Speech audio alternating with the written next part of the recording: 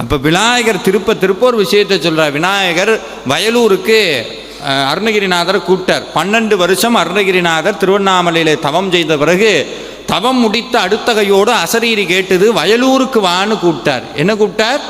வயலூருக்கு. குமார வயலூர்னு அந்த திருத்தலத்திற்கு பெயர்.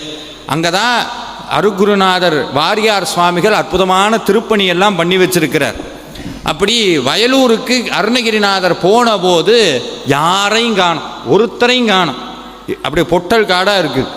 அருணகிரிநாதர் ஒரு நிமிஷம் பயந்து போனார், கத்தரார், அசரீரி பொய்யோ, என்னை நீதான வர சொன்ன, இங்கே ஒருத்தரையுமே காணமே, அசரீரி பொய்யோன்னு அருணகிரிநாதர் கேட்ட அடுத்த நிமிடம் ஒரே ஒரு சத்தம் அங்கிருந்து வந்தது, அசரீரி மெய்யே, உன்னை வர சொன்னது உண்மைதான். பதில் பேசினது முருகன் இல்லை, விநாயகர். அதனால தான் இன்னைக்கும் வயலூரில் இருக்கிற விநாயகருக்கு பேர் பொய்யாமொழி.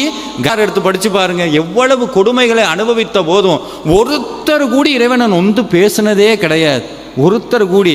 அப்புறம் இந்த சுண்ணாம்பு கால்வாயில் அடைச்சி வச்சிருக்கிறாங்க.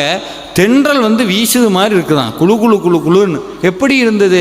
உலகத்தில் எவ்வளவு துன்பங்கள் வந்தாலும், நல்லா வார்த்தை கவனிக்கணும், உலகத்தில் எவ்வளவு துன்பம் வந்தாலும், கர்மவினையினால் வாழ்க்கையில் எவ்வளவு ஏற்றம் வந்தாலும் இரக்கம் வந்தாலும் அது நம்மை பாதிக்கக்கூடாதுன்னா இறுக்கி முருகனுடைய திருவடியை கெட்டியாக பிடிச்சிட்டோம்னா மழையோ வெயிலோ எதுவும் நம்மளை ஒன்றும் பண்ணாது. அப்படி பிடிக்கிறதுக்கு பேர் தான் பக்தின்னு அர்த்தம்.